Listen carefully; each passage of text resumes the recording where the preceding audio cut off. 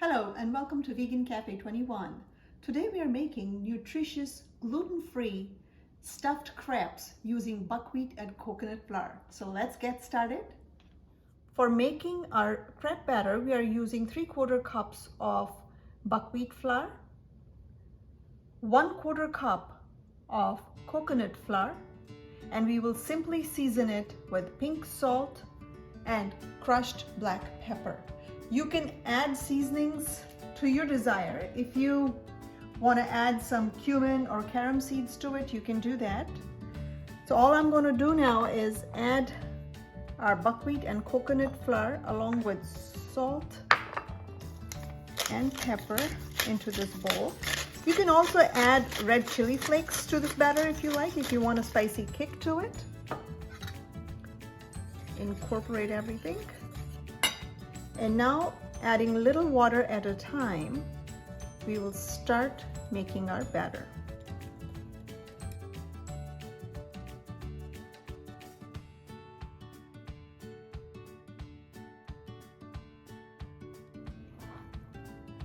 All right, so we used 1.5 cups of water to reach this consistency. Now we are going to set this batter aside and start preparing our stuffing. When we come back to the batter, we'll see if it is looking a little thick after resting for a few minutes. We may thin it out using another maybe tablespoon of water at that time. But for now, here it sits, and we bring our skillet onto the stove top and add some olive oil to the bottom. About 2 tablespoons, maybe 3. All right, so while our oil heats up in our skillet, I'll walk you through the vegetables that we are going to use to stuff our crepes. I have about roughly 8 ounces of cabbage that I have shredded, 1 red bell pepper, 1 medium yellow onion that has been julienned, and 1 medium-sized carrot that has been cut into sticks like this.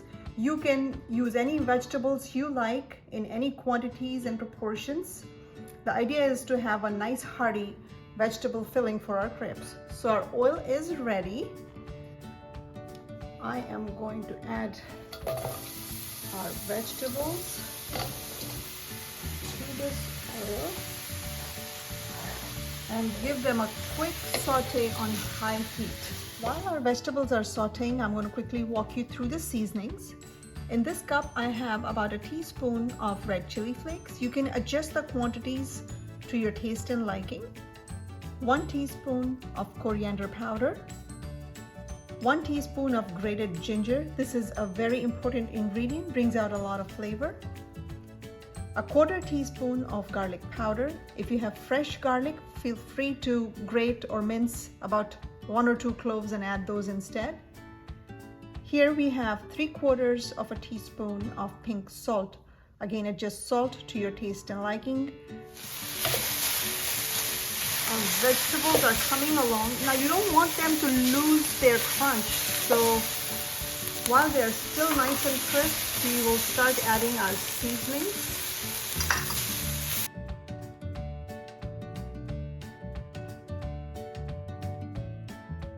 If you have garam masala, you can also add about 1/4 teaspoon of garam masala to bring nice warmth and depth of flavor to these vegetables.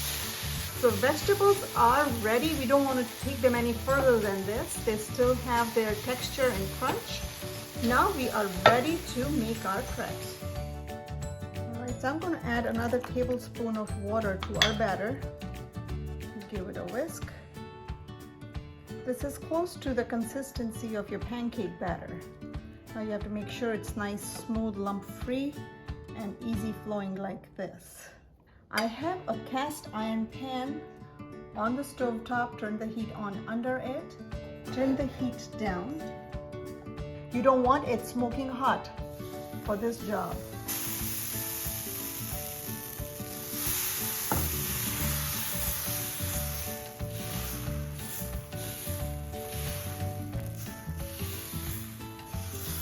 You can go in either direction, go one way first and then the other way. It makes the spreading job a little easier.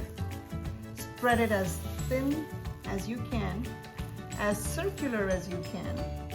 Give it a drizzle of olive oil. And now bump the heat back to medium. Once it starts to dry up on the surface that's facing you, you can go with your spatula under it and try to loosen it up. Give it about 1.5 to 2 minutes to get the desired color. All right, let's give it a flip.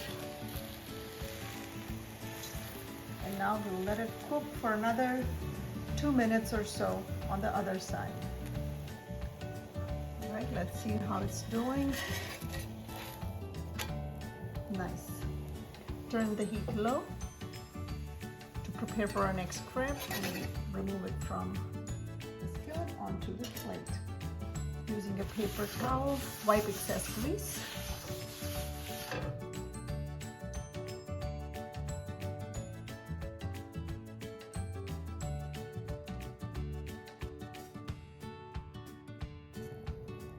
If your pan is too hot, this is what can happen.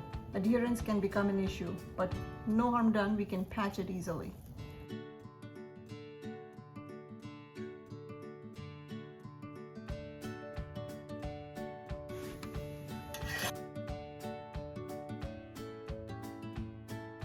If your batter feels thicker to you the longer it sits, feel free to add a teaspoon of water to it and thin it out again to maintain that consistency. If it becomes too thick, it'll become challenging for you to spread it on your skillet.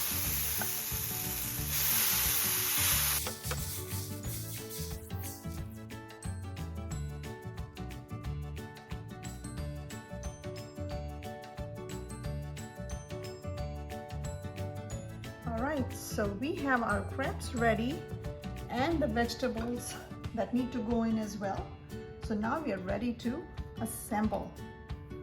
So place one crepe down, take a generous quantity of our vegetables, and I'm also going to add a few slices of avocado to each crepe. Squeeze some lime or lemon juice up on top, fold it, and set it on the plate like this.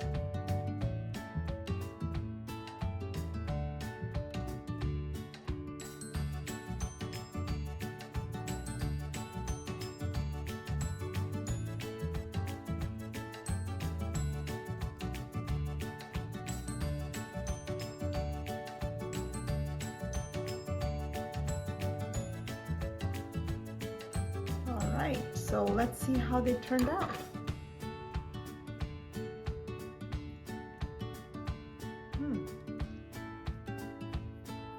Super soft, very flavorful. There you have it. Gluten-free buckwheat coconut crepes filled with colorful vegetables. Enjoy them for any meal of the day, breakfast, lunch, or dinner. Now there are just a couple of things you need to be mindful of. Once you start making your crepes, maintain the right temperature under your skillet. Start out between medium and low. Once you put the first crepe on, you can bump it up to medium and cook it on medium heat. Turn it down to low again, wipe off your skillet before placing the batter for the next crepe. Also, the batter tends to thicken the longer it sits, so you can dilute it with a teaspoon of water to maintain the level of consistency. Always adjust seasonings to your desired level. Vegetables can be switched around, fillings can be modified. I hope you enjoyed this recipe. Please do give it a try. Don't forget to like, share, and subscribe. I'll see you again soon with more vegan favorites.